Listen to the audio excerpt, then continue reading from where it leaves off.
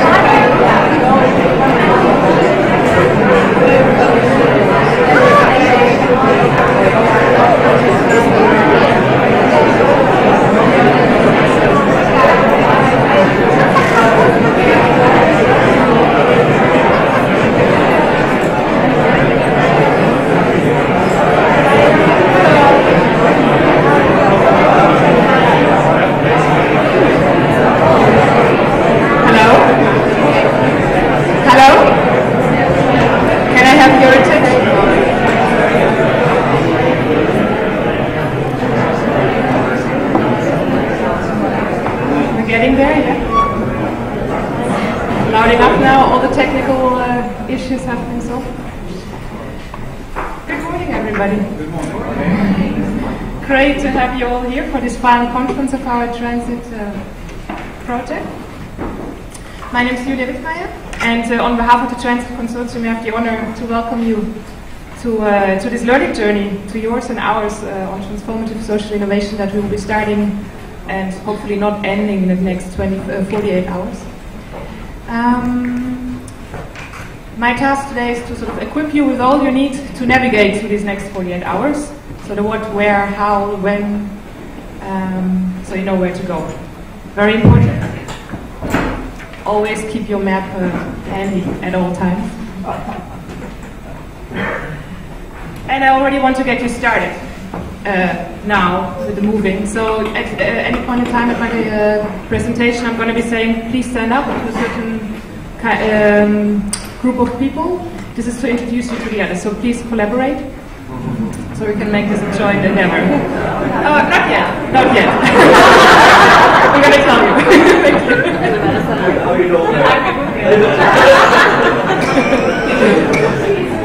So transit. Many of you have of course heard of transit before. Transit stands for Transformative Social Innovation Theory, and it's a research project funded by the European Union, and we started in 2014 and going to be sadly ending this year, at least in this form. We are 12 partner organizations, mainly research organizations, and about 30 researchers that have been starting in this endeavor. And this is the test whether it works. Can all the transit researchers please stand up? So this is for all of you to memorize their pages.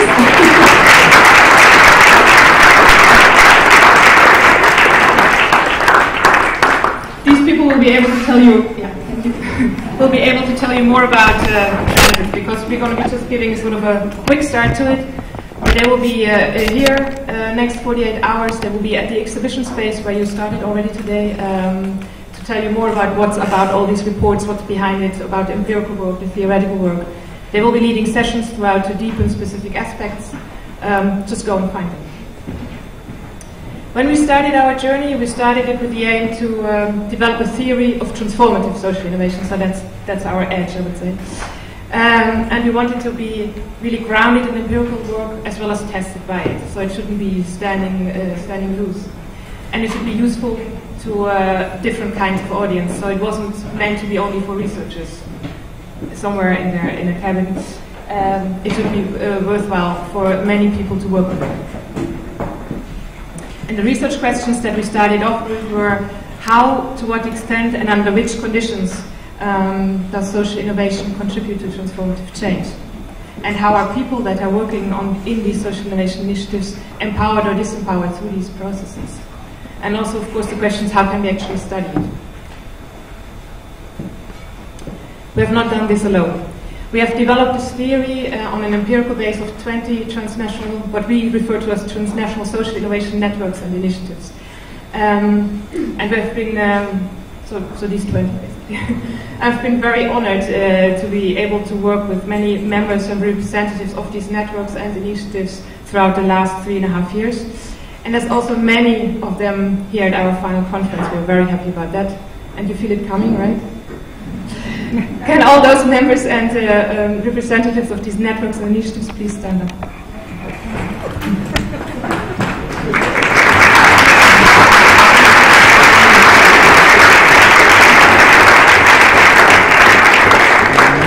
Thank you very much. Go and get them. Find them at the storytelling. We have a keynote which is following this introductory presentation by Flor, Avelino.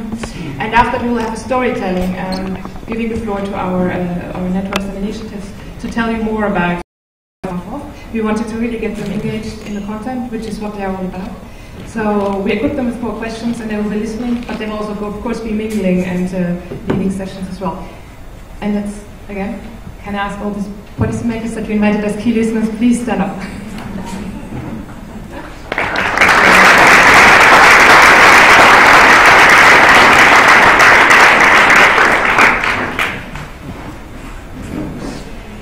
you maybe already sort of felt, we tried had a certain mission when we thought about this conference.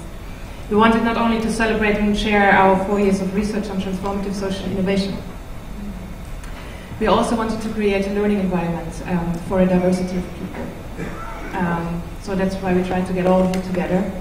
And we wanted to make this a truly co-created event. So we didn't want to have plenaries over plenary, but we wanted to give you all the floor to be able to shape it with us. So that's why we did a call for activities just before Christmas last year. And we got a call for activities rather than call for papers, as you would do for a scientific conference. And we got an astonishing amount of 50 session proposals back, so we were really excited about that. And out of these 31 parallel sessions, or 31 activities, are now actually featuring in this conference. So through some mingling and merging, we ended up with 31, not trying to use not any of these very good ideas. That also means we have a quite packed program. We're going to be starting off today with this plenary, the keynote by Flor, and then the storytelling by the initiatives. And then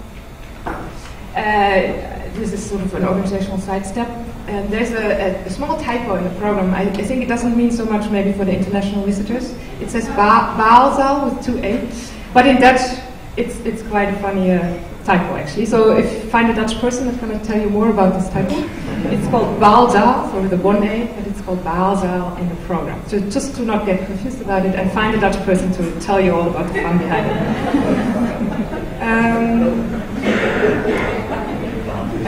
Then we're going to have three sessions of parallel activities. We of course try to make sure that you're all well fed and have enough to drink throughout, so there will be breaks, lunch breaks, and also coffee breaks. These breaks are very good opportunities to actually go and visit the exhibition area. So please go there, get to know these heads, hearts, and hands behind the networks, behind these research reports, behind all the writings, and behind all the actions that there is. Later today at 6, so that means sharp at 6, we need to end cluster C activity. And at 6 we're going to have a tour of this very interesting place. They will tell you all about it.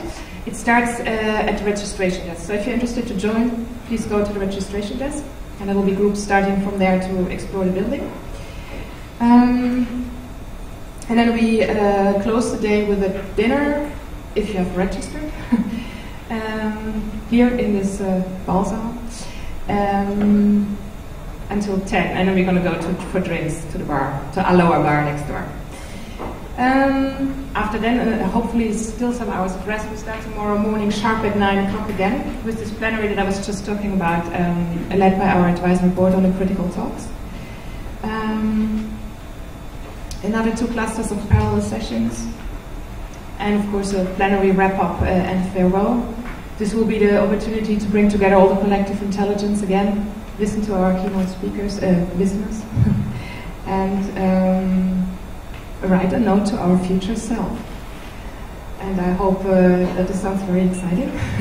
This was our trick to get you to stay until the end. In the exhibition area you will find a small spot where you can actually already fold an envelope for this note to your future self. So please go there and find it, don't miss out on this one. And we will tell you more about this in the final planning. And of course throughout Friday we have the exhibition area open. So go and find the people to talk to. All of this has been made possible by very hard work in the last month and weeks for our conference organizing team. I put up the core team. So also any questions that you still have, go and get one of them. But they have been made already possible that we're now here enjoying Blue City, the startup web.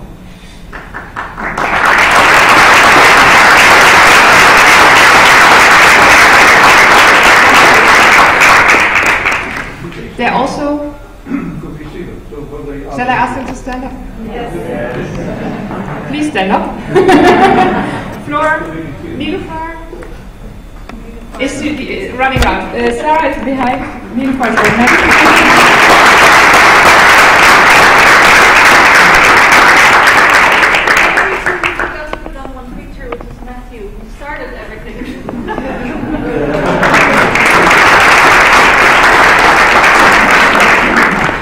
we had a first change of personnel in between this conference organization, and Matthew started it all. Also chose this very nice place. Thank you. And they welcome your feedback. So maybe I've seen already at the registration desk there's this feedback box. Everything that has been very good or needs really improvement, please let us know. We really appreciate that. And my last attention goes to, or the last point I would like to address is this place. So where are we actually? Before you go to the tour to hear more about it. But basically, if you haven't noticed, we're in an old swimming pool. Actually not really in it, because it's behind us, so you would have been looking down onto it there. But it has been transformed into a hub for the blue and circular economy. And there's a number of really interesting entrepreneurs working here on getting rid of the word waste by using, the output of the one is the input for the other. You know the idea. So you hear more about that in the talk, in the tour. But this transformation from swimming pool to this hub is also a transformation that's a bit of a bumpy road. So there had been a fire just the beginning of this summer, which has also consequences for our conference. One of which is that this area, which looks like this and which should have been the exhibition area, now looks like this. It's the scaffolding that you see behind there. So that's the room we cannot use, but you still can have a look and check it out. It also means that one of the rooms that we were supposed, or that we could use, that is belonging to one of the entrepreneurs who are working on growing mushrooms on the remains of coffee. That burned down, so we cannot use that. And the team of Blue City has really made this huge effort to come up with the beetroot room. So they made it's especially for us. So please enjoy it. And one last thing I would like to say. This morning we were very surprised by this one. It's called Fruit Fly Ninja. It's by one of the entrepreneurs that are featuring here in Blue City, and they gave it to all of us, so you can take one home. It's not to drink. It's to. That's what I had as a question already this morning. It's to get rid of your flies. And it's all organic, biological, and even the bottle is sort of degradable. So if you want to know more, there's things hanging up there, so you can read more about it. And maybe you can also ask this afternoon during the tour if you have any more questions about it. So thank you. Help us sharing your insights. And I would like to close by giving the word to Flor. Thank you.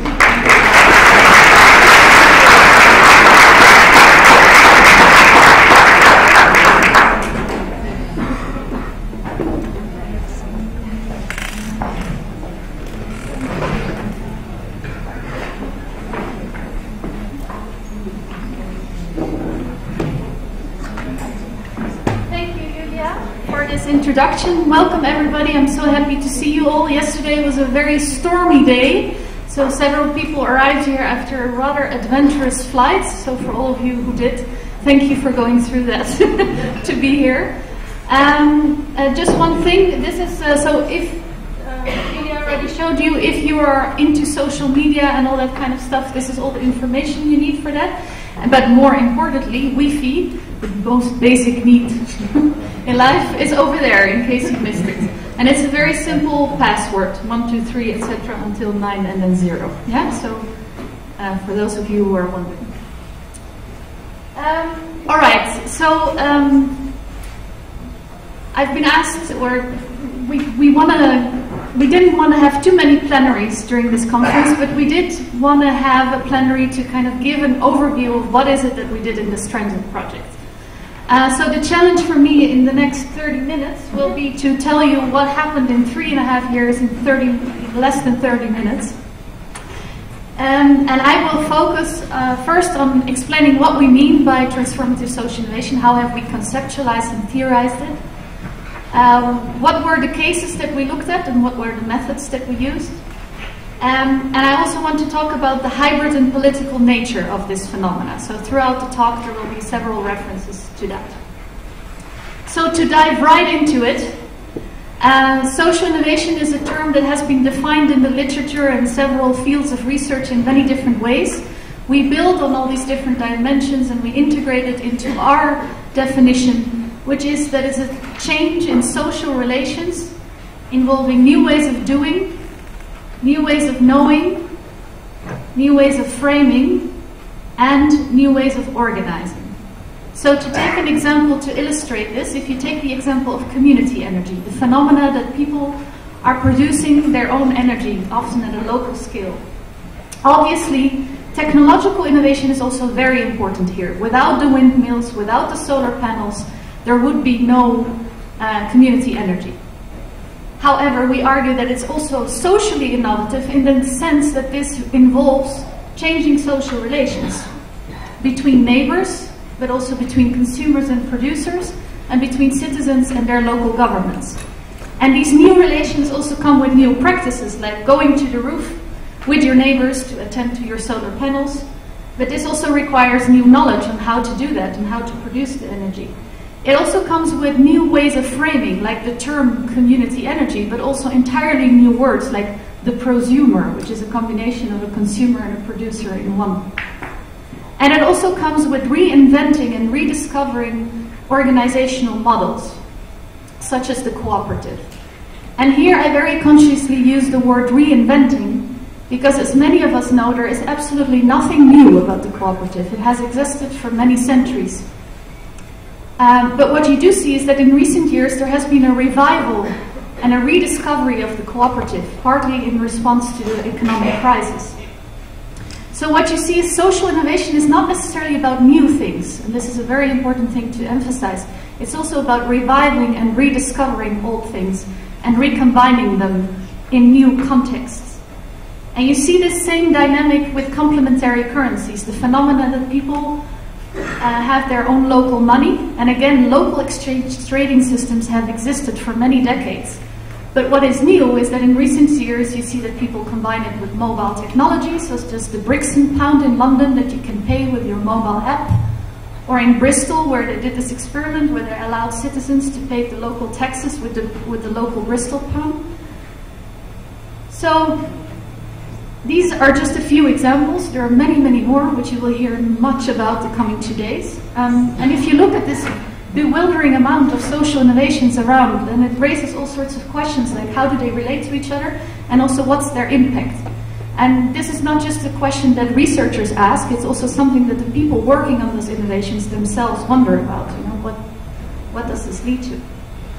Now, in the meantime, we all know we have several global societal challenges that are all interrelated, from climate change, natural disasters, wildfires, floods, the economic crisis, all sorts of geopolitical tensions, the immigration issues.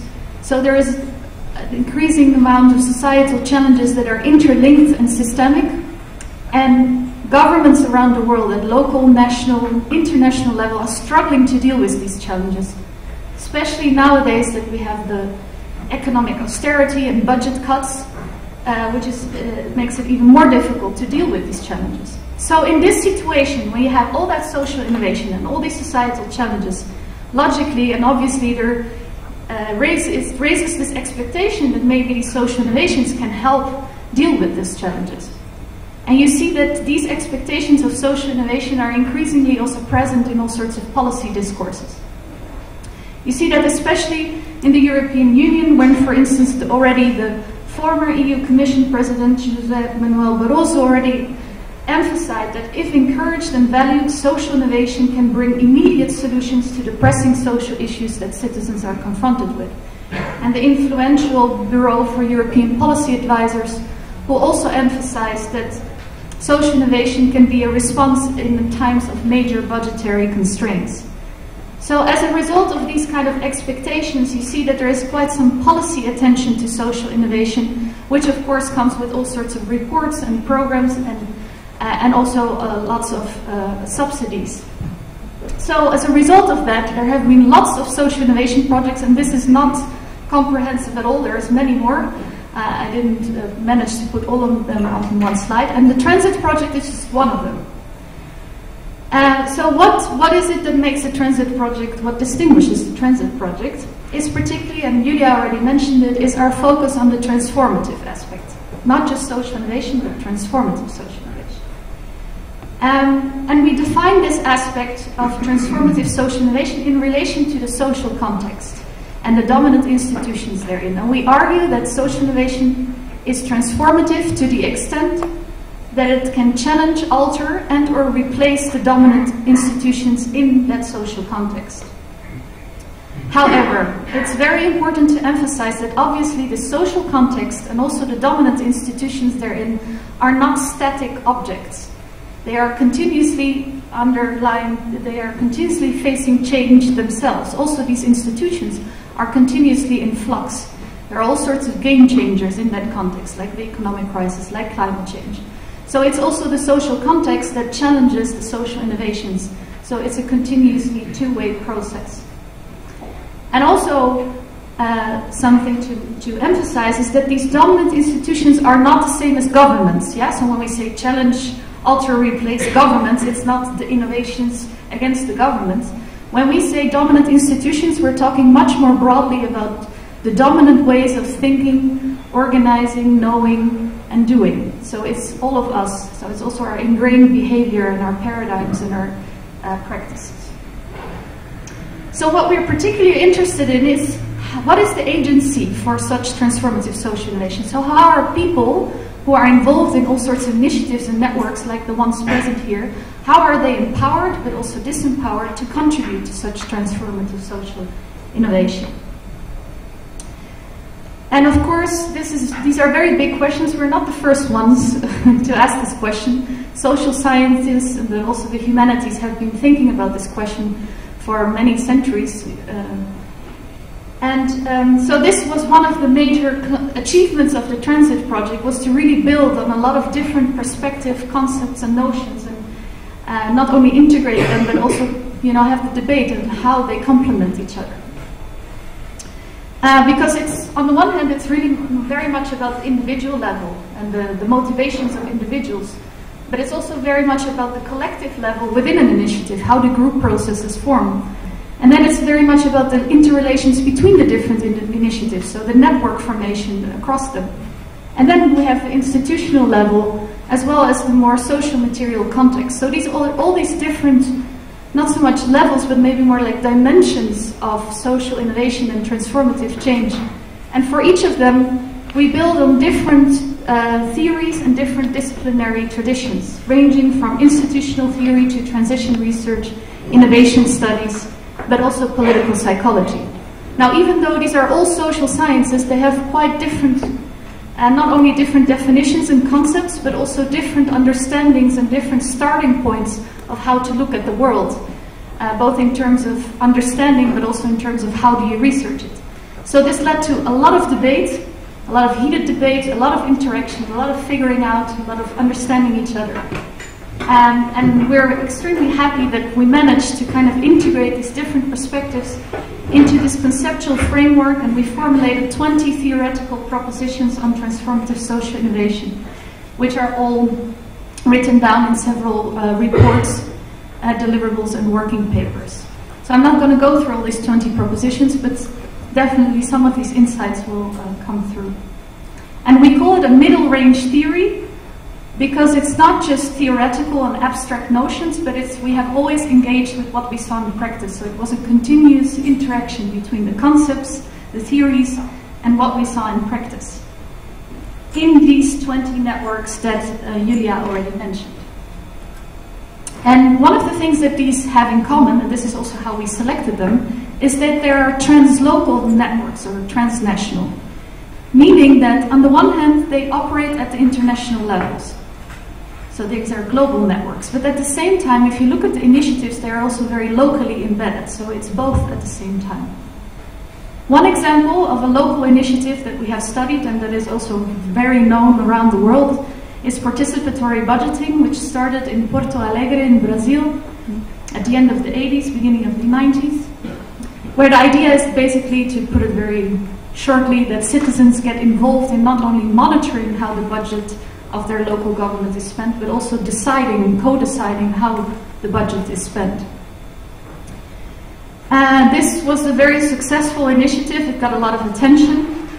So it grew a lot around the world.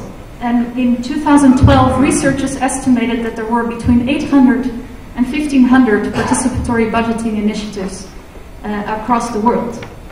And there are also networks facilitating this. We ourselves have studied the Observatorio Internacional de Democracia Participativa.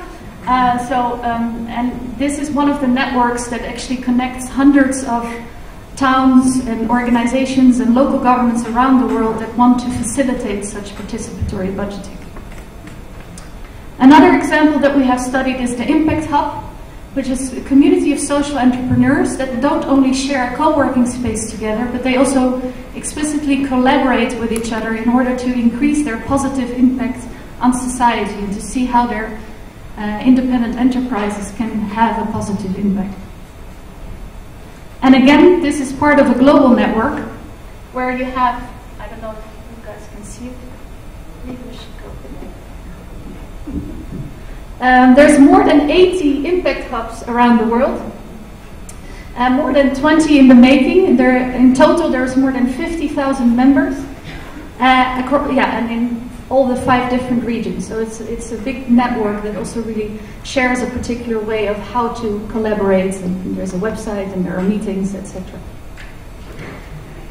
So another example of local initiatives that we studied are eco-villages. And eco-villages, again, to put it very simplistically, are places where people try to live in harmony with each other and with nature. And what they are known for around the world is being pioneers in organic agriculture, the construction of sustainable houses. This is Findhorn Eco-Village in Scotland, where they turned whiskey barrels into houses. But also, what eco-villages also do is experiment with all sorts of new decision-making methods and group-building capacity methods. So it's not just the physical, the organic, and the sustainable housing, but also very much the social aspect.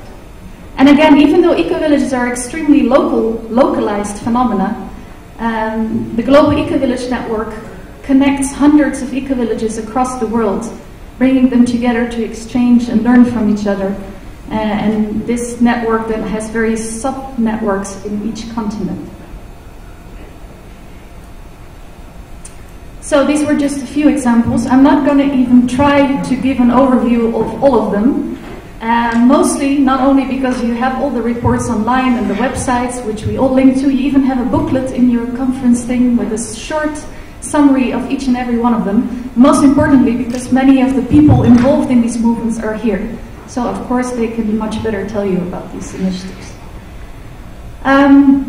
What I do want to say a bit is how we studied them. We studied them through a so-called embedded case study approach, meaning that we looked at how they operate at the international level. So these 20 translocal networks, but then we also zoomed in to understand how the local initiatives, what happens there. So for each network, we looked at 4 to 7 local initiatives, resulting in more than 100 local cases in 25 countries, mostly in Europe, Latin America, but also some other countries. And we did this not only through the usual document reviews and lots of interviews, but we also did participant observations. So our researchers went there, they were part of the activities, they engaged in a lot of the things on the ground, they visited the initiatives, etc. And then, of course, besides collecting the material, we then also analyzed and compared. And one thing that we're particularly proud of is our critical turning database, where we try to go beyond the stories that you get of initiatives and networks when you visit them for the first time or you go to the network, to really kind of try to dive behind it. Like, what are the stories behind it? How did these initiatives develop through time? And what were the critical turning points? By which we mean, which were the breakthroughs, but also the setbacks and the surprises and the frustrations and the struggles. So that's what we try to do in creating these TSI timelines, as we call them. The thing is online, our critical turning point database. You can visit it, you can click it, you can use it. We are still tweaking and perfecting it as it goes. We still have 3 months to go. But it's already online because we didn't want to wait until the end. So please go and visit our database. And we also have several papers explaining the whole methodology behind it, what was asked, etc. And then, of course, the comparative analysis, which I already mentioned.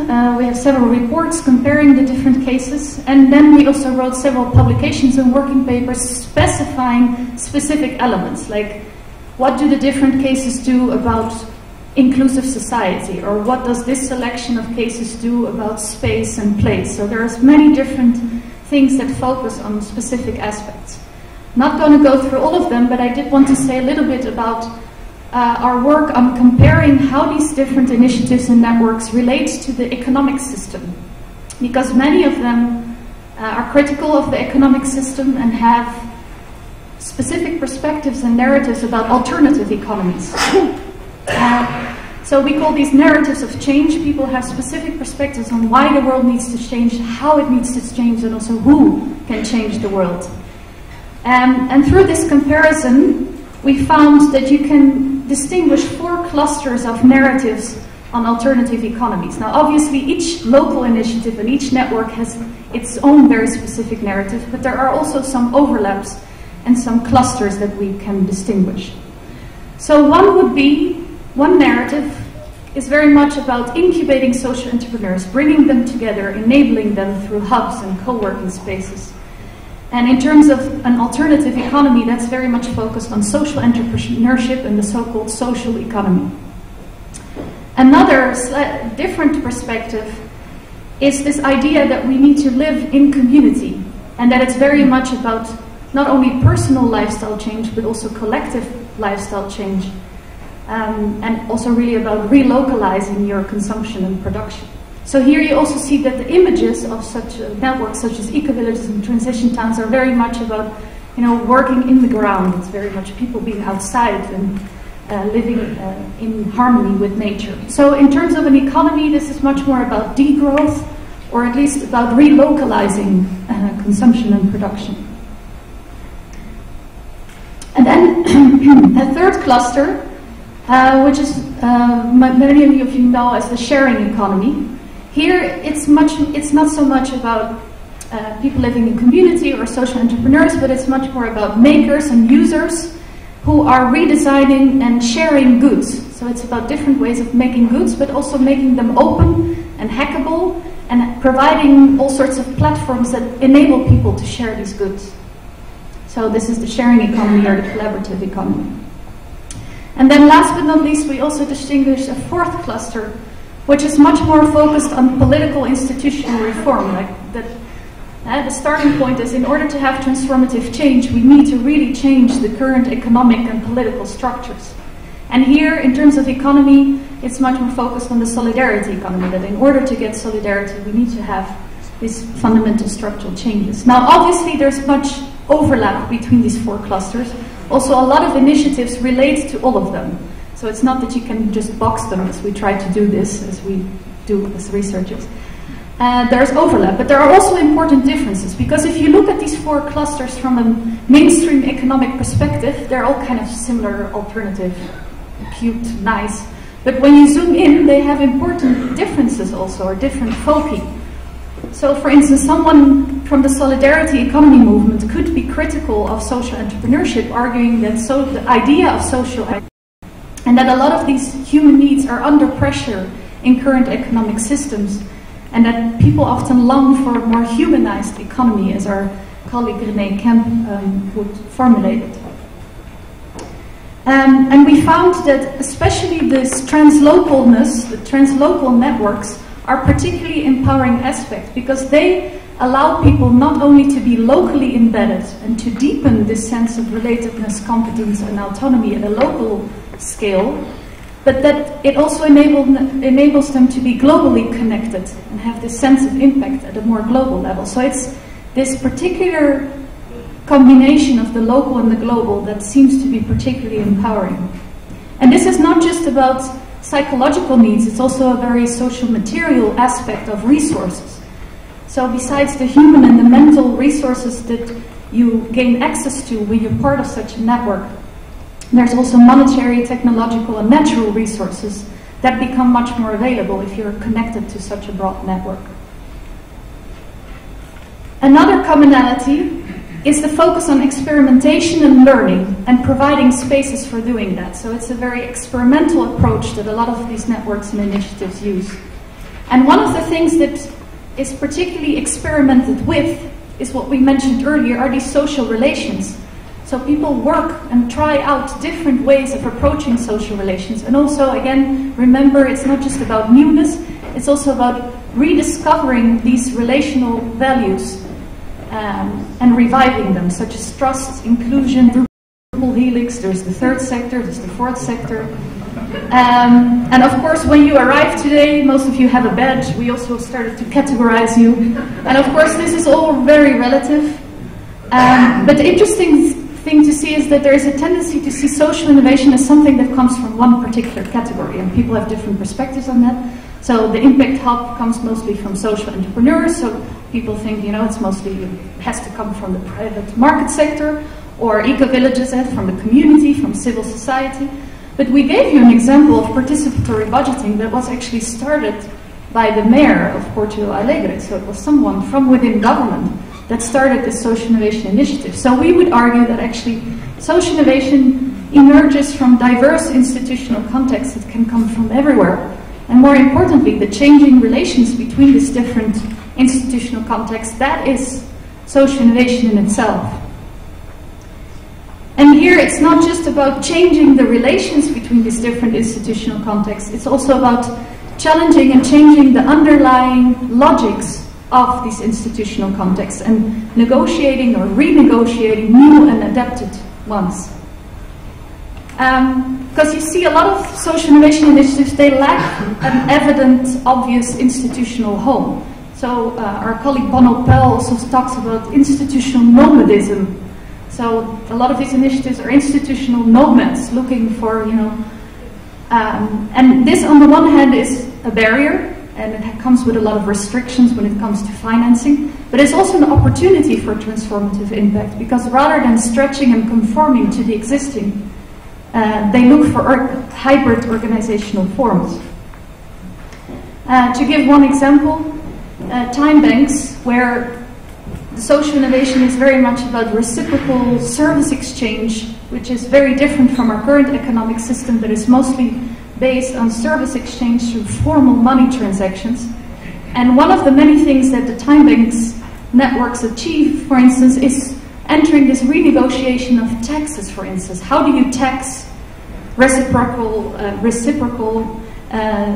service exchange? What kind of different tax systems do you need for that? So this moment when social innovation is confronted with this institutional context and change, that's when things get really exciting, because on the one hand, this is where the transformative change can occur. But at the same time, it's also the moment that things can get captured and stifled. If you take the example of solar energy and organic products in the supermarkets, of course, many decades ago, these things were already being pioneered, back in the day when people were still thinking they were crazy and marginal. So some people would call this a story of success, because something very innovative became normal at the market and it became more accessible to more people. But other people would call it a tragedy, because it's basically an example of how something that was very innovative got captured by commercial interests.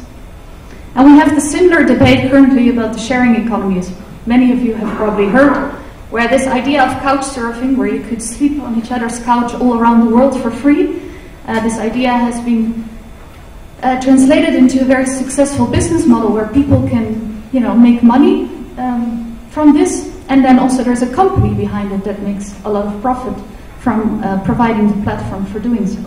So while that's not necessarily a problem in itself, there's many people who are concerned that this sharing economy, that after whitewashing and greenwashing, we now also have we-washing, where community and sharing is being commercialized and commodified.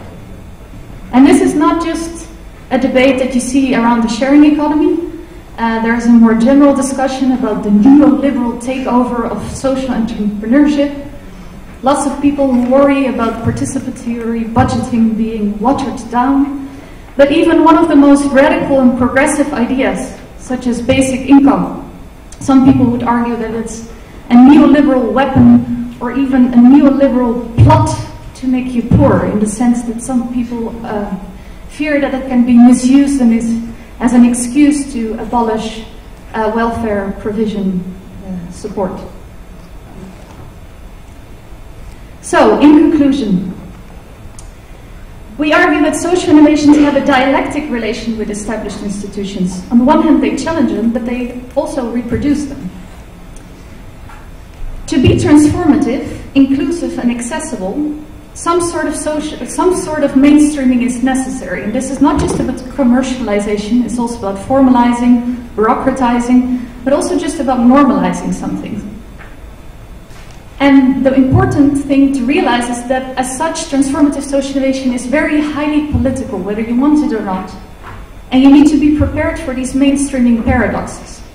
So using the Trojan horse metaphor, our colleague Bonopel emphasizes that we need a dialectical perspective on an innovation capture.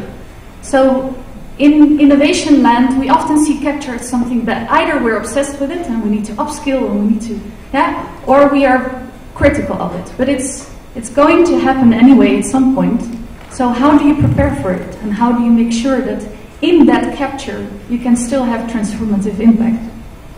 So another of our colleagues who unfortunately couldn't be here, he argues that for successful innovation it's very important to, on the one hand, have this process of translation, where these new ways of doing, knowing, framing, and organizing are translated to more mainstream context, but that at the same time you need to really maintain that radical core.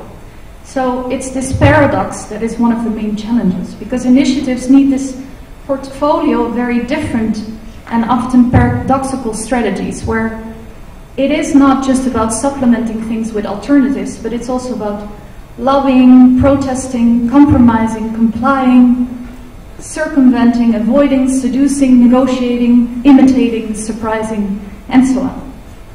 So to end with the last example, this is what I find so fascinating about, for instance, the eco-village movement, where on the one hand it's very much about your hands in the mud, growing your own food, building your own houses, but it's also about protest and activism, such as this eco-village in Portugal that organized this protest against drilling a few weeks ago. But it's also about education and capacity building and working with institutions such as the European Union or United Nations. And it's also about lobbying. So the Global Eco-Village Network cooperates with other networks, or the European Global Eco-Village Network cooperates with other networks in the EcoLise network, which is very focused on also making the connection with policymakers. And for instance, I think in a week from now, organizing this European Day of Sustainable Communities, where it's not just about eco-villages or transition towns, but how do we get more people involved?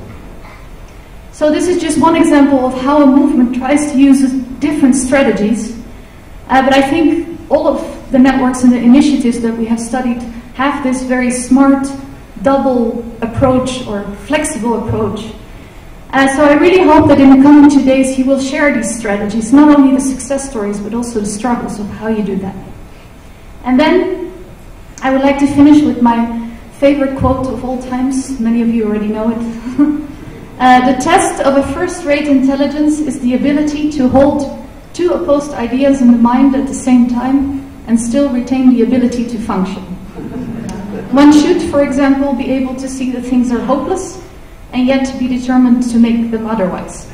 And I really hope that in the coming days you go away with a sense of urgency, but also really committed to make them otherwise. Thank you very much.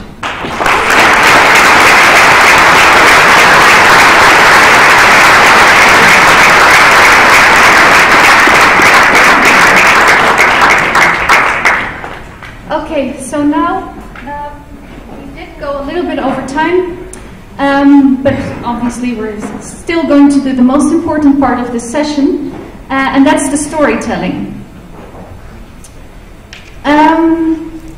So what the storytelling is about is to get a perspective from the initiatives and the networks themselves and their experiences. So we didn't ask for formal presentations, we asked for a personal, informal story. The way we're going to do this is we're going to have 2 rounds of 20 minutes. So we're going to use a little bit of the break because we also started this session about 15 minutes later. So basically what it means is that you can choose 2 networks to listen to. So now, as I also know that some people came in late, I want to give the storytellers the opportunity to go to their proper tables, if they haven't done so yet. And then we're gonna, how are we gonna do this with the gong and stuff, Sarah? Where are you? Yeah. As soon as then people get a chance to choose the table they want to go to. Then we're gonna play the gong, and then the storyteller has 20 minutes to tell his or her story, and then you can go to the next round. Okay, nobody moving? Everybody goes.